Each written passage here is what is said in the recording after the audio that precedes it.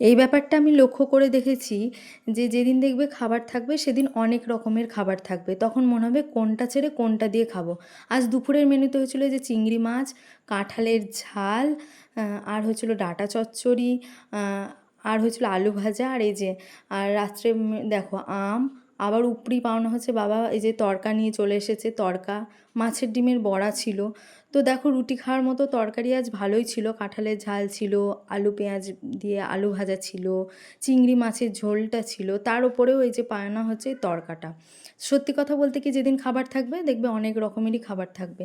আর এই যে আমার মেয়ে বলছে যে ও কী খেয়েছে, দুধ রুটি খেয়েছে, সেটাই বলছে এখনও দুধ রুটিটাকে ওকে না ওই পিষিয়েই খাওয়াতে হয়, মানে গোটা গোটা থেকে চিবিয়ে খাবে না। খাওয়া দাওয়া কমপ্লিট করে যে ওপরে চলে এসেছি শুতে, এই যে মেয়ে আমার বলছে যে মা ওই লাইটটা দাও। এ দেখো তোমাদের একটা দেখায় মজার জিনিস, এই যে দেখো এই লাইটটা দেখছো না, এটা হচ্ছে গ্লাস প্রোটেক্টর লাগানোর কাজে ব্যবহৃত একটা লাইট। এই লাইটটার মাধ্যমে নাকি হিট দিয়ে মোবাইলের গ্লাস লাগানো হয়েছে। তো সেই লাইটটা নিয়ে এসছে বাড়িতে তো দেখানোর জন্য। তো দেখো লাইটটা বেশ জিরোর কাজ করছে, আমাদের ঘরে জিরোটাও কেটে গিয়েছিলো, তো বেশ ভালোই হলো, সুবিধা হলো, জিরোর কাজটাও হয়ে যাচ্ছে।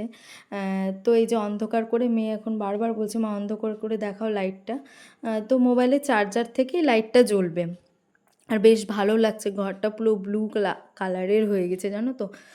তো এই যে মেয়ে অন্ধকার করে দিচ্ছে দেখছে, আর এই যে ও পাখি নিয়ে এদিকে আবার খেলা করে নিচ্ছে। তো চলো আজকের মতো ভিডিওটি এখানেই।